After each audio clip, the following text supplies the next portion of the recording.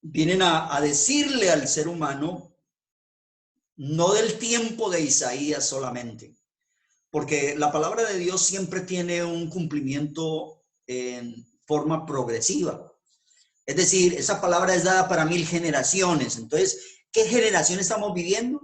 Una de esas 1000 generaciones, en las cuales esa palabra tiene que llegar a la vida de aquellos que necesitan del consejo de Dios. El asunto era muy sencillo. Dios había hecho grandes maravillas y prodigios en favor de Israel. Israel es el niño consentido de Dios. Es el pequeño que Dios quiso levantar de cero y hacerlo caminar, porque Él mismo le enseña el camino y lo toma de los brazos y empieza a mostrar. Él mismo hace que Él nazca, que Él crezca, que Él se reproduzca, que Él viva. Es el niño consentido de Dios. Es un niño prometido a su amigo Abraham. De Abraham él quiso sacar un pueblo y ese pueblo es efectivamente Israel. Por eso a ellos les concedió el Señor una cantidad de virtudes, de bendiciones grandes, maravillosas, un poder maravilloso. Dios se dio a ellos, se entregó a ellos de una manera muy especial. Esa entrega que Él hizo, pues Él reclamaba una fidelidad, Él reclamaba una manera recíproca de poder encontrarse con Él. Y por eso Él habla, el apóstol Pablo más bien, dice acerca de lo que estaba pasando, y en el capítulo 11 de Romanos, digo pues, ¿ha desechado Dios al pueblo? En ninguna manera, porque también yo soy israelita, de la descendencia de Abraham, de la tribu de Benjamín. ¿No ha desechado Dios a su pueblo al cual desde antes conoció? ¿O no sabéis lo que dice de Elías la escritura? ¿Cómo invoca a Dios? ¿Cómo invoca a Dios contra Israel diciendo, Señor, a tus profetas han dado muerte? Señor, a tus profetas han dado muerte, y además dice, y tus altares han derribado, y no solamente, y solamente yo he quedado, y procuran matarme. Son palabras que había dicho un hombre en un momento crítico, porque el pueblo se había vuelto atrás. Y efectivamente, pues lo que sigue diciendo y a lo que yo quiero llegar es que de ellos Dios quiso hacer grandes maravillas, grandes cosas.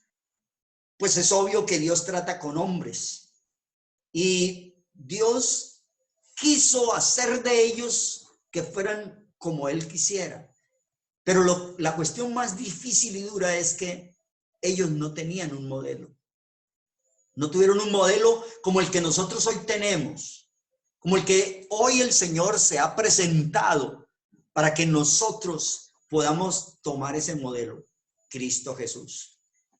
Entonces, ya regresando al punto de Isaías 1:2, el Señor hace una voz que retumba los cielos y también la tierra.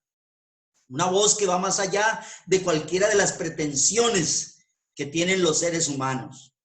Una voz que llega hasta lo más profundo y trata de encontrar el objetivo, o más bien el deseo de Dios, donde dice, oíd cielos y escuchad tu tierra, porque habla Jehová. Crié hijos y los engrandecí, y ellos se rebelaron contra mí. Es una declaración muy triste, muy lamentable, de alguien que aparentemente no es que esté decepcionado, sino que está mostrándoles, enrostrándoles a ellos la realidad, cómo han sido de mala gente, la manera como han pagado con la peor moneda. Dios no se defrauda de nadie, Dios no se defrauda ni se decepciona de nadie. Dios no tiene expectativas de nadie, porque Él no necesita hacerse expectativas ni de usted ni de mí. Así que no se va a decepcionar de ti ni de mí. porque Él nos conoce desde principio a fin. Por eso no se decepciona, por eso Él vuelve y les da otra oportunidad. Entonces, aquí en este caso lo que dice es, oigan cielos, escuchen la tierra, todos los moradores del mundo, las gentes que existen en el plano terrenal. Yo he criado hijos y los he engrandecido, pero ellos se rebelaron contra mí. Yo sé que me están escuchando muchos padres, muchas madres, que se han sacrificado por los hijos, que han querido darle lo mejor a sus hijos, pero que en determinado momento han recibido la peor moneda, no han recibido la mejor paga.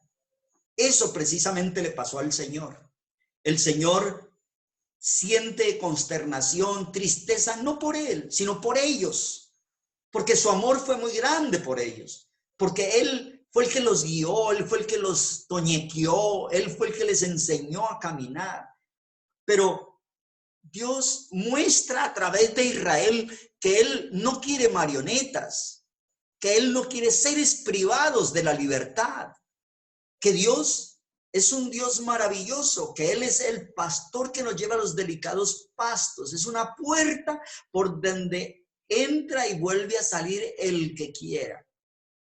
Entonces aquí nos está diciendo, oigan los cielos, oiga la tierra, escuchen lo que ha dicho el Señor. Esos hijos los he criado, los he engrandecido y ellos se rebelaron contra mí. Entonces viene una forma de compararlos a ellos con los animales. Y esa comparación es de pronto interesante para nosotros hoy porque, hombre, los animales son como más entendidos muchas veces que los seres humanos.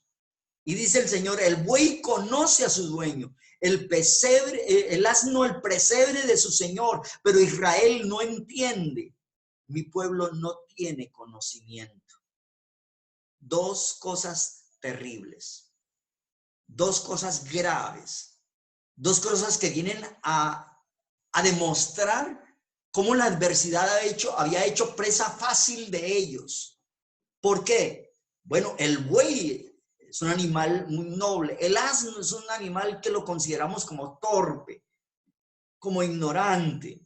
Pero ambos animales tienen un conocimiento pleno de quién es el dueño de ellos. ¿Quién es el que los pastorea? ¿Quién es el que les da de comer? Entonces, por eso el Señor dice, Israel no entiende. Lo primero es, no entiende.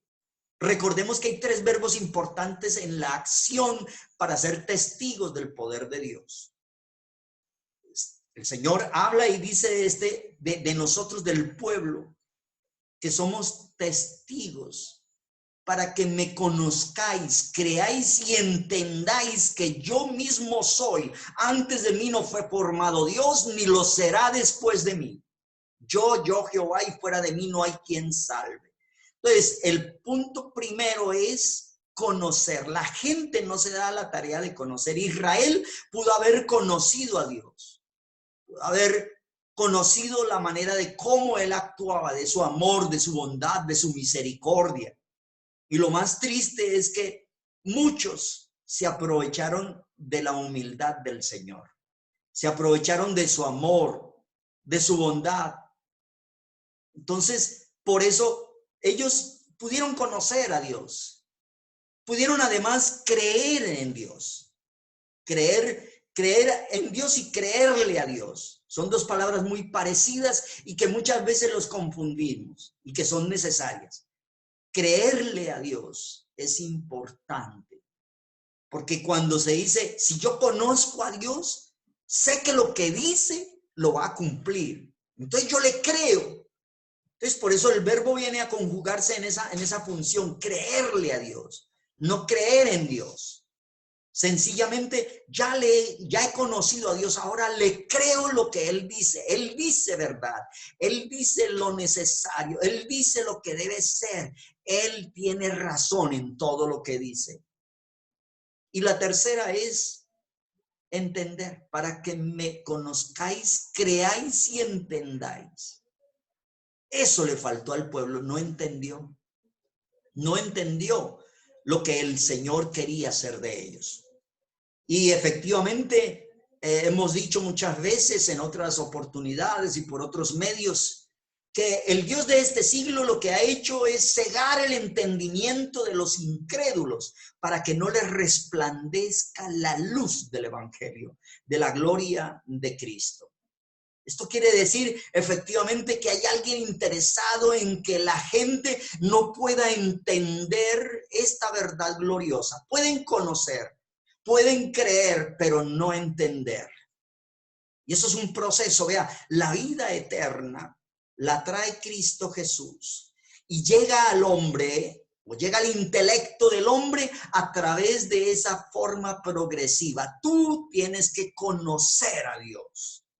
Tú tienes que creerle a Dios. Si lo conoces, puedes creerle porque sabes que Él es veraz, que Él todo lo puede en el cielo y en la tierra. Entonces, Israel no entiende. Lo primero que se le cegó fue los ojos del entendimiento. Quedaron peor que el asno y peor que el buey.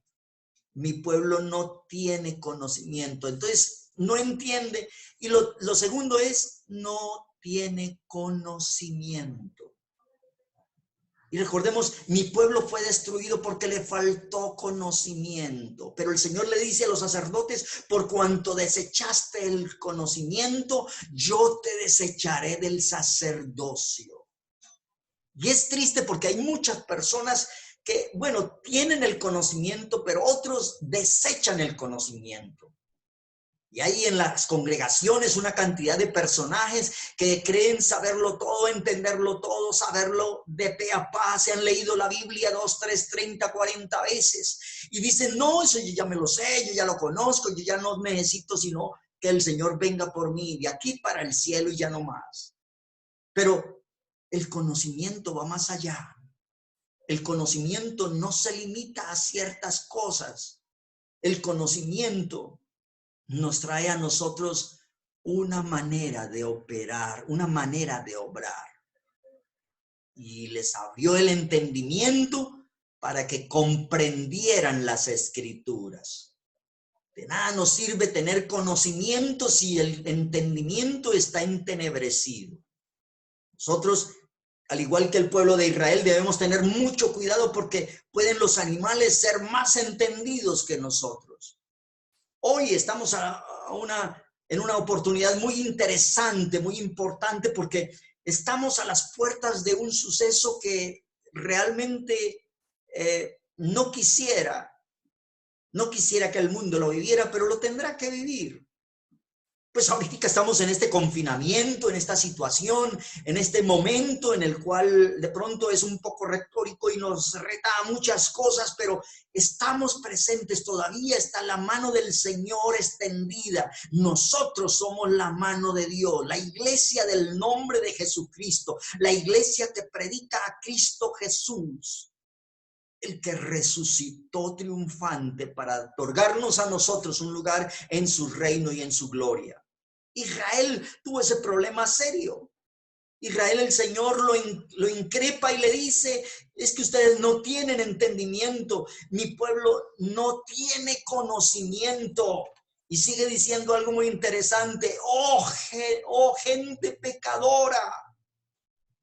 Cuando habla de gente pecadora era porque seguían en medio del pecado, a pesar de que habían ciertas formas de poder liberarse del pecado, todavía seguía la gente pecadora.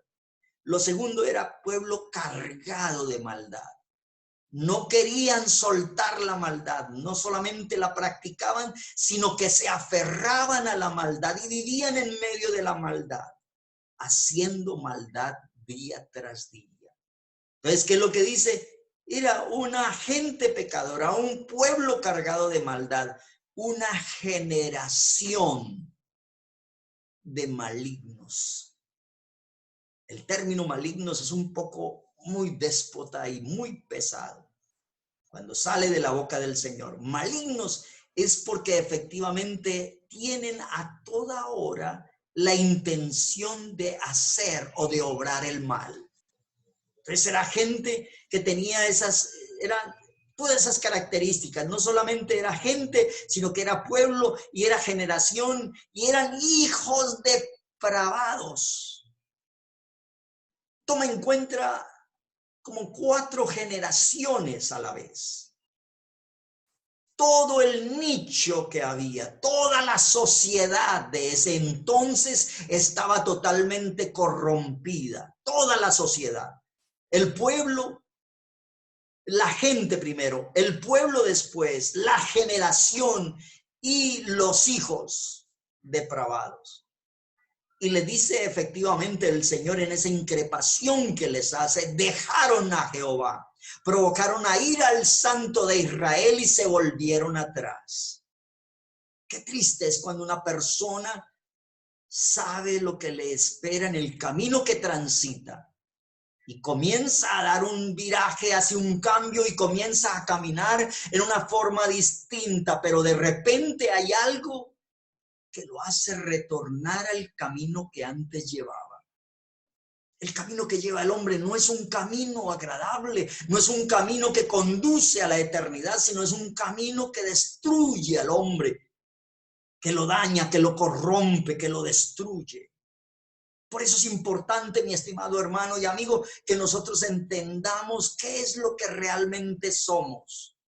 No podemos ser esa gente pecadora, no podemos pertenecer a ese pueblo cargado de maldad, no podemos ser esa generación de malignos. Ya lo dijo el apóstol Pedro en alguna oportunidad. Sed salvos de esta perversa generación.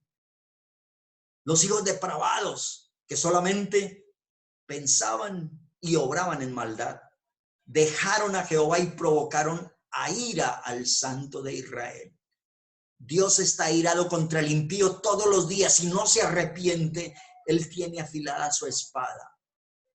Hará entrar sus saetas sobre aquellos que provocan su ira.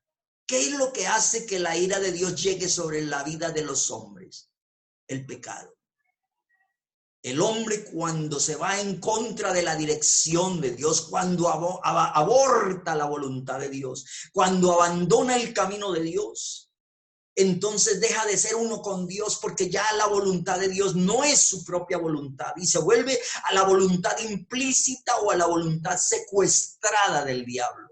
El diablo ha secuestrado la voluntad de los hombres y los ha encaminado por el sendero de la maldad, de la destrucción y del dolor. Por eso el Señor dice, ellos se dejaron secuestrar, ellos se dejaron dañar. Alguien dirá, porque hay muchos detractores de la palabra de Dios. Bueno, pero si los crió el Señor, los mantuvo el Señor, entonces le quedó grande a él. No, es que Dios no hace esclavos. Igual que los padres no hacen las condiciones de los hijos. Lo que hace el Señor es poner un cerco, es cierto. Dios pone un cerco alrededor del justo. Pero el problema es que, como dice la palabra del Señor, como caballos bien alimentados, cada uno relinchaba tras la mujer de su prójimo. ¿Qué hace el caballo bien alimentado y entonces con deseos de ir a estar con una yegua cuando la siente en calor? Rompe la cerca. El hombre es igual. Dios le pone un cerco y el hombre, en lugar de estar lejos del cerco que Dios le ha puesto, se va acercando poco a poco a ese lindero. Y allá en el lindero, pues efectivamente hay una cantidad de musarañas y de cosas que trata de llamarle, de jalonarle la atención al hombre, la seducción y la atracción por el pecado. Así que Dios no ha fallado. Dios tiene el poder de guardar, pero tampoco quiere esclavos. Dios quiere gente que se doblegue a su voluntad, a la voluntad del Señor, que considere a Dios no como un ente exterior, sino como uno mismo, como el verdadero yo de lo que debo ser. Gloria al Señor. Por eso el pueblo de Israel no pudo comprender, no pudo entender, aborreció el conocimiento. ¿Cuántas personas hay en la iglesia que han desechado el conocimiento porque eso ya lo sabía? Porque eso se le predicó el otro pastor, porque eso se lo vio ahora en internet en otra parte, que eso lo escuchó. No te pongas con eso. La mayoría de cosas que aparecen en internet son sacrificios muertos. Un sacrificio vivo es algo de que ahora, que yo puedo sentirlo, que yo puedo expresarlo, que yo puedo estar ahí presente y puedo tomar correctivos de una manera muy especial. Dice también aquí aparecen las preguntas que el Señor le hace. Bueno, ustedes han llevado bastante rejo, ustedes han llevado bastante azote, ustedes no han querido alejarse del lindero que les he puesto, sino que ustedes quieren saltar la cerca y alejarse de la protección que yo les he dejado. Y yo los voy a dejar a su voluntad. Les pregunta, ¿por qué querréis ser castigados aún? ¿Cuál es la razón para que ustedes reciban otra vez azote? ¿Cuál es la razón para que ustedes sigan en confinamiento? Para que ustedes sigan en medio del dolor, en medio de la tristeza, en medio de la agonía, en medio del quebranto y del luto. ¿Cuál es la razón para que sigan en eso? ¿Por qué queréis ser castigados aún? ¿Todavía os rebeláis? Otra de las preguntas también muy interesantes, la rebeldía que hay en el hombre por no ser uno con Dios. Porque presume que Dios viene a robarle la voluntad, a quitarle la vida y entonces a hacerlo un ente diferente. No. Dios no viene a usurpar tu identidad, sino viene a reforzar tu identidad. Entonces, ¿por qué quieres ser castigado? ¿Todavía os rebeláis? Y luego dice una de las cosas más importantes que aparece dentro de la sociedad. Una sociedad que está totalmente corroída, abarrotada del mal. Una sociedad que está en una condición deplorable y lamentable. Toda cabeza está enferma y todo corazón doliente. ¿Por qué toda cabeza está enferma? Pues la Biblia está diciendo que el hombre es cabeza del hogar. Si el hombre es cabeza del hogar, el Señor está diciéndole a la sociedad, al hombre de hoy, usted está enfermo. Usted como cabeza está enfermo, porque toda cabeza está enferma y todo corazón doliente. Si la cabeza está enferma, ¿para dónde guía la cabeza? Toda cabeza está enferma y todo corazón doliente. ¿Qué es el corazón? ¿A qué se refiere el corazón? Al corazón se refiere a la mujer, la esposa. La esposa, entonces, si la cabeza está enferma, está guiando mal, está haciendo mal las cosas, está operando mal. No está haciendo las cosas para glorificar a Dios y que su familia esté bien. Entonces, ¿qué pasó con el corazón? La mujer, la que está aquí debajo del brazo, sencillamente la mujer está dolida, triste, porque el hombre que tiene no ha sabido ser la cabeza, porque sencillamente se ha ido de cabeza más bien, porque no ha querido cumplir su función, porque no ha querido hacer el sacrificio que debe hacer por su hogar, como dice el Señor. Maridos, amad a vuestras mujeres, como Cristo amó la iglesia y se entregó a sí mismo por ella. Nosotros debemos entender, si la cabeza está enferma, el corazón está doliente. Todas las mujeres, en su gran mayoría, doloridas, fatigadas, cansadas, en medio de cierta situación, queriendo ya salir de la emancipación de la cual es sometida día tras día, porque el hombre no ha sabido ser cabeza. Por eso todo corazón está doliente. Entonces vemos el diagrama de la sociedad, el fundamento de esa sociedad, la familia. Primero la cabeza del hombre, luego la mujer. ¿Y de la mujer qué nacen? Los hijos. Nacen los hijos. ¿Qué pasa con los hijos? Sencillamente lo que dice, desde la planta del pie. ¿Quiénes son los hijos? Vienen a demostrar o hacer o a tipificar en este texto como los pies, los que van a avanzar a la siguiente generación, donde van mis genes para la siguiente generación. Mis pies, la planta de mis pies. Desde la planta del pie hasta la cabeza, no hay en él cosa sana, sino herida, hinchazón y podrida llaga. ¿Qué hijos son los que hay cuando el hombre no es cabeza, cuando el hombre no sabe ser cabeza?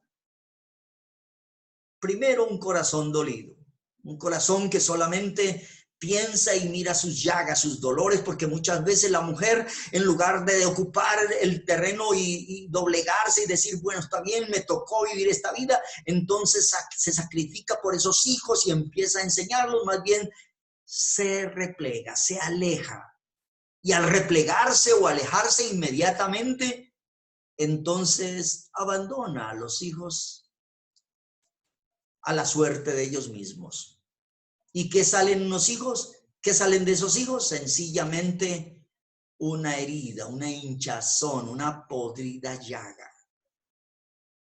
Qué triste de nuestra sociedad cuando de verdad se deja a Dios, cuando se desconoce a Dios, cuando se aleja el hombre de Dios, cuando realmente se olvida de la función que debe obtener.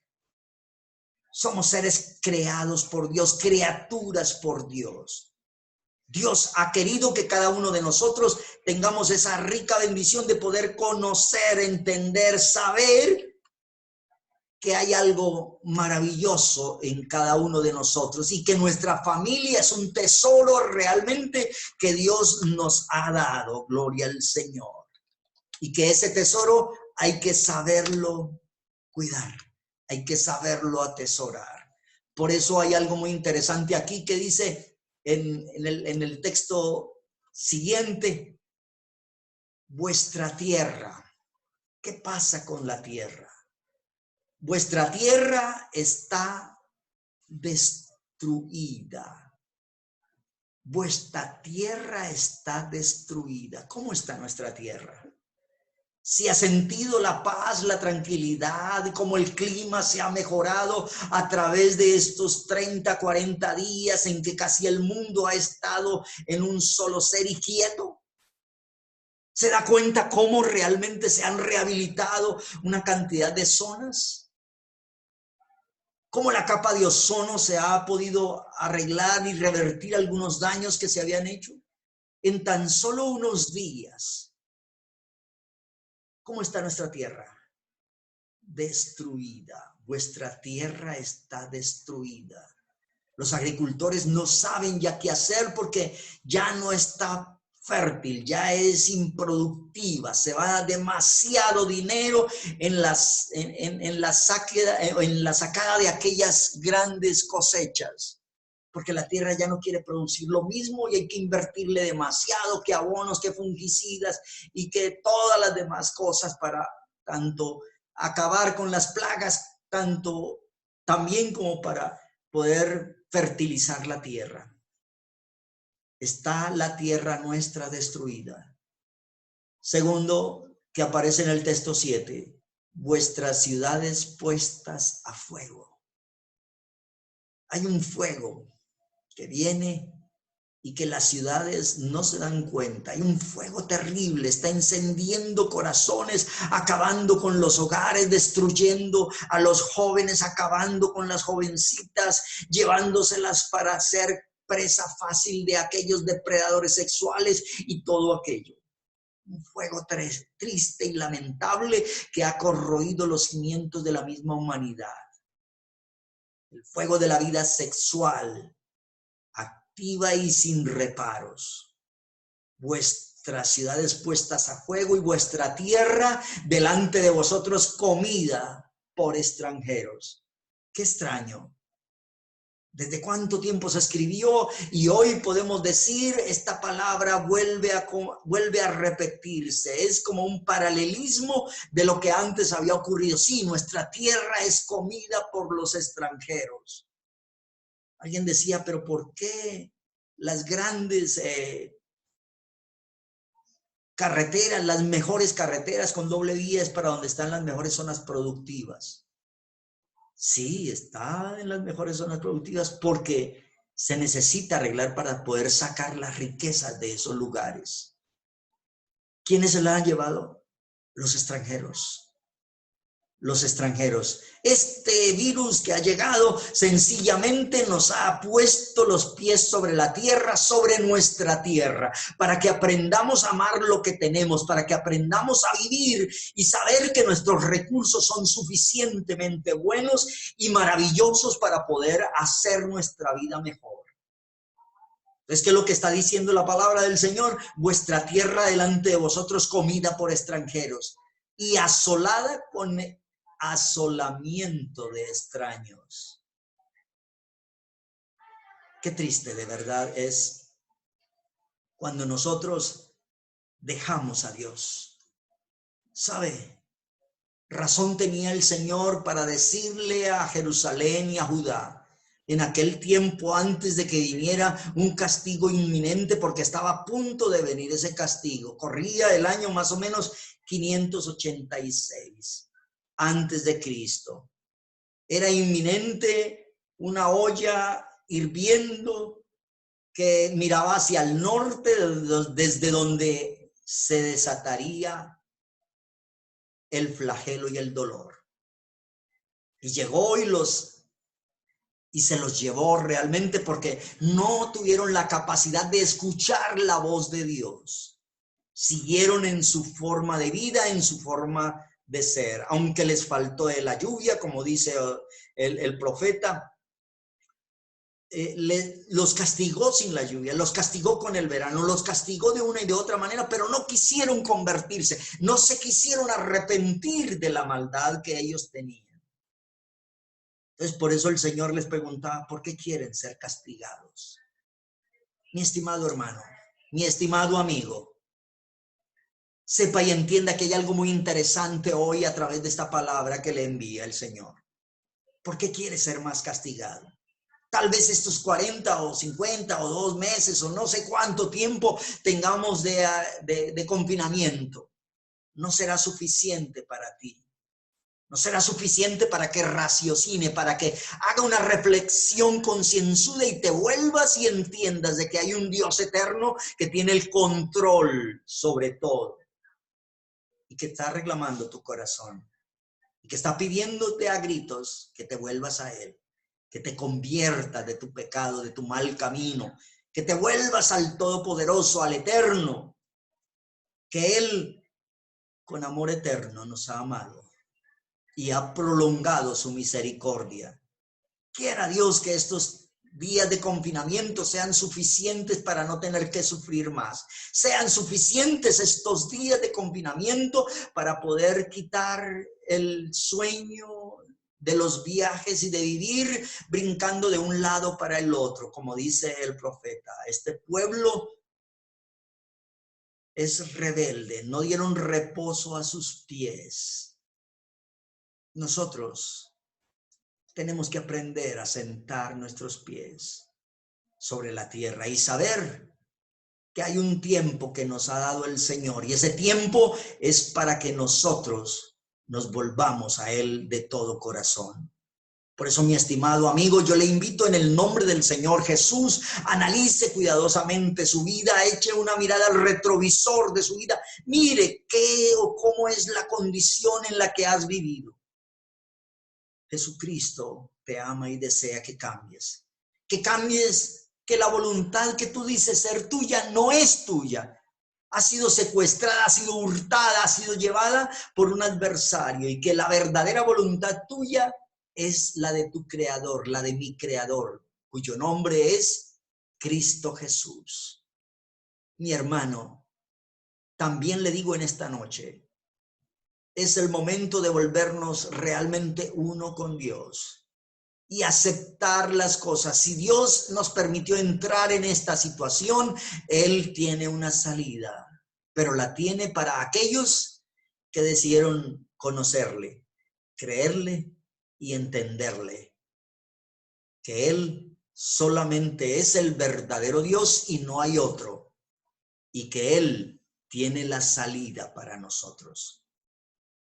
Una feliz noche para todos. Que el Señor Jesús le dé entendimiento a todos y cada uno de nosotros y podamos vivir conforme al deseo de nuestro Dios.